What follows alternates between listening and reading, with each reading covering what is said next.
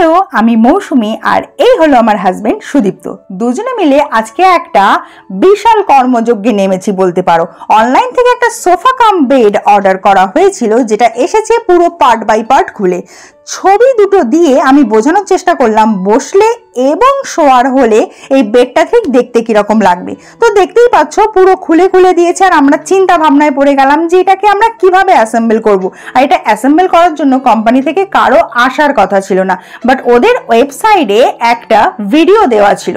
তো আমরা সেই ভিডিওটাকেই হাতিয়ার বানিয়ে মাথা ঠান্ডা করে এই গরমে ফ্যান চালিয়ে শুরু করলাম যে না, আমরাই হব মেকানিক আর আমরাই করব যুদ্ধ জয়, মানে সোফাটাকে একদম অ্যাসেম্বল করব আর কি।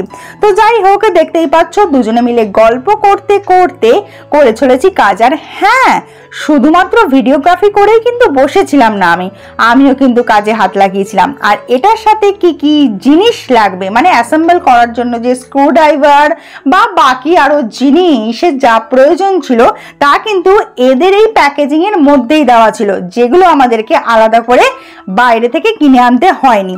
এবার আমরা এক এক করে নাট বল্টু টাইট দিই, কখনো ভুল লাগিয়ে ফেলি, কখনো উল্টো হয়ে যায়। আর এই যে আমি এই জিনিসটারই কথা বলছিলাম, আই থিঙ্ক এটাকে স্ক্রু ড্রাইভার বলে।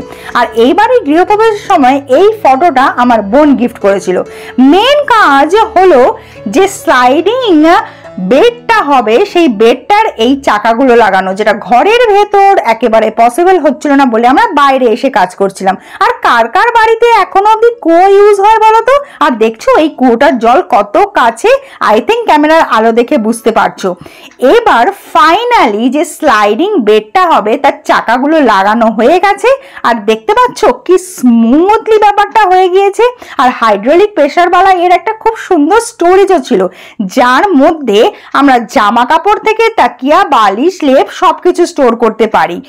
আপাতত এর মধ্যে কুশন গুলো দেওয়া ছিল, আর এই কুশন গুলোকে সেট করে হয়ে গিয়েছে আমাদের সোফা রেডি। খুশি তো তোমরা আশা করি ভিডিও দেখে বুঝতেই পারছো। সোফাটার কোয়ালিটি আমরা সেট করতে করতে বুঝতে পেরেছি যে খুব ভালো কোয়ালিটি ছিল, কুশন গুলোর কোয়ালিটি খুব ভালো। আর সব থেকে বড় কথা, প্রতিটা কুশন, সে হেলান দেওয়ার কুশন হোক, মাথায় দেওয়ার কুশন হোক, বসার হোক বা শোয়ার যে কুশনের পার্টটা রয়েছে, প্রত্যেকটার মধ্যে অলরেডি কভার লাগানো আছে, যেগুলো জিপ করা আছে, তুমি খুলে সেগুলো ওয়াশ করতে পারো।